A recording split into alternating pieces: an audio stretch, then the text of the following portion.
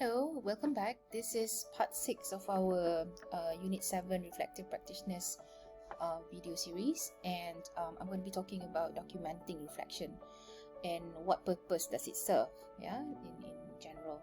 So when we do reflections, I think it's easier when we have some kind of a structure, like how are we going to conduct the reflection itself. So the first thing to do is to select one critical incident. Don't try to be ambitious, like to try to address everything that happens in a class or in a learning event, because sometimes that will deter the analysis process. So just choose one critical incident and then try to describe it. From the description, write it out, jot it down, doodle if you wish. Describe that experience. Use as many adjectives as you can to describe that experience, and then from there you devise your questions. These questions are the ones which are going to lead towards the analysis that you will carry out. You're going to measure whether it went really good or really bad, or there are certain components in the instructional event that did not work very well, so these are the things that you want to ask. If you remember the Gagne-Briggs 9-step instruction, the 9 steps are actually quite useful for you to look at, specifically which parts of the instruction needed more attention to. We're going to discuss the powerful questions that you can ask yourselves during the reflection, and from there you would draw a picture to engage your creativity, meaning that people find there's many studies that have already evidenced this, that when we start drawing, when we start putting together our ideas in graphical form, it helps people understand things in a much richer way. So doodle, if you will, draw connections, make a mind map. Those are things that you can do in order for you to make connections between what actually happened in that critical incident. And then from there you start the reflection process, in which you interpret the specific components within that critical incident, and try to relate it with other experiences that you may have gone through as well. Is there any similarities? Is there any coherence between how the students responded to you in a previous class and during this class that you are examining? So this is where you start rethinking or re-evaluating the way that you do things, and explore alternatives. What are the things that you can integrate in your future lessons?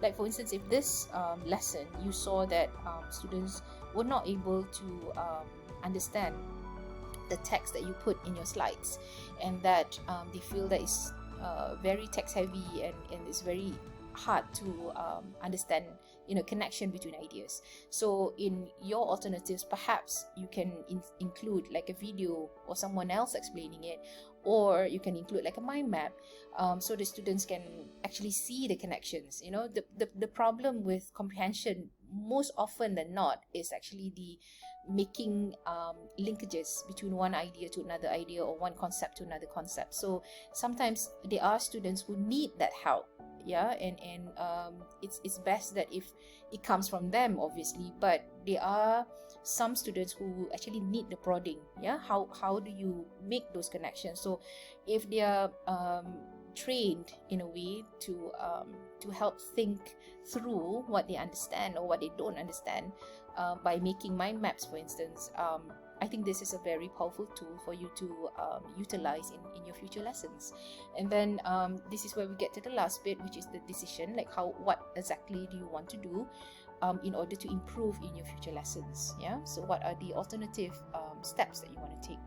So the powerful questions that you can come up with is to first you begin the assessment of the current situation, the current learning event that you're examining, and then you start looking at the macro level. How does this fit into the curriculum? How does this fit into the syllabus? Is this a problem that my colleagues are also facing, who are teaching the same batch, the same class, for instance?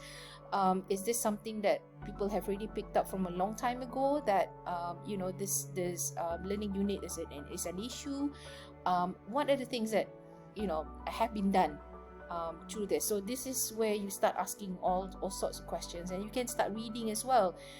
Find out people who are teaching, say if you're teaching computational thinking, what are the common problems that people face when teaching computational thinking. So you can use this as your repertoire, your articulation of how your learning event can become more effective for your students. And then create images of possibilities. This is where you start thinking about alternatives. You start working about you start thinking about people who are also teaching computational thinking in Switzerland, for instance, and comparatively to Taiwan. They use different strategies and they use different analogies to explain computational thinking, for instance. So how did they do that? So make comparisons and derive from that your own ability to articulate that in your own classes. So there will be things that may not fit with the cohort that you're teaching, so you have to be a bit wary about that. There are some students who are they appreciate pictures, they appreciate live drawings, for instance. So if that is something that you are able to do it. If it's not something that you're able to master, for instance, then get help or ask somebody else who may have already been teaching the course. How do they deal with it? So these are all the possible alternatives that you can actually consider for your own classroom. And then from there you evolve it to become that workable strategies that fits you. That fits you first, and because you need to be comfortable with what you want to teach, and you need to be comfortable with the tools that you choose and the resources that you choose. So from your ability to identify with the tools and auto materials that you have chosen, this is where it's going to be translated to how the students are going to understand the content knowledge. Because if you're not comfortable with your tools, the students will pick it up, and they will know that this is not something that they're keen to pursue, because they saw the hesitation from your side. And as an instructor, we try not to show that to our students. I pulled out some reflection write-ups from your seniors. This is a reflection on the planning bit. And look at how it's actually written here.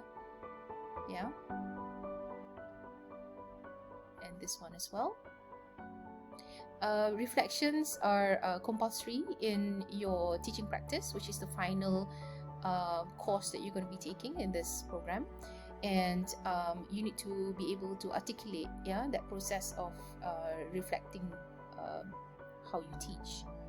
This is for the planning stage, and this is for the instruction stage. There's two scripts here that I'm sharing with you.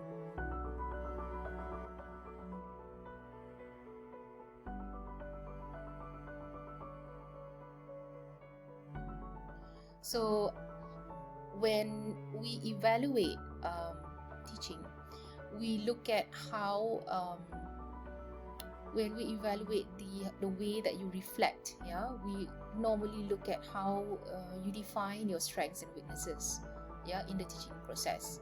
How do you make sure that the teaching is understood? How do you justify the kind of actions that you undertake during the learning session, and whether you're able to evidence your thinking process. So these are normally things that we look out when you're doing the teaching practice, which is the last module in this program. So the purpose of the documentation is to be able to put in one place all the things that we thought about of the class, and that's the reason why in your course portfolio, in your your course portfolio itself, which is regulated in UNIMAS, where you have to submit your course portfolio at the end of every semester. What you're doing there is actually providing evidences of your thinking. How do you think through issues that happen in the class? How do you recognize it? How do you make sense of it? And how you come up with alternatives? And probably this will feed into how you're going to run, the same course in the future.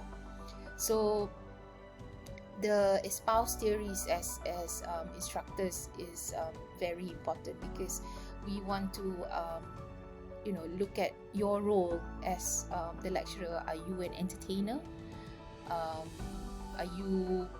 Do you have the command of the content knowledge? Do you encourage interaction? Do you allow students to make mistakes? Is there an opportunity for them to redeem themselves?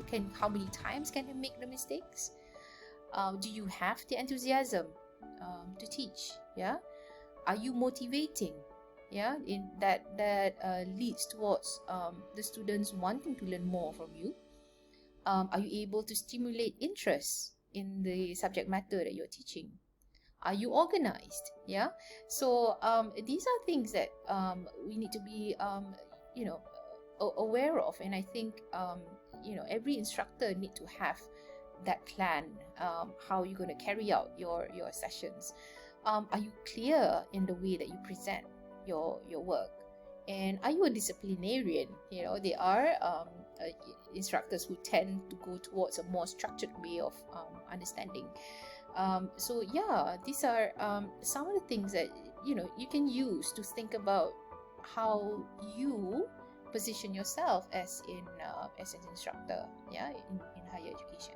So I'm going to stop here now, and I'm going to continue in the next video to talk about the different metaphors that we can use to define our role as instructors, as educators. Yeah, thank you.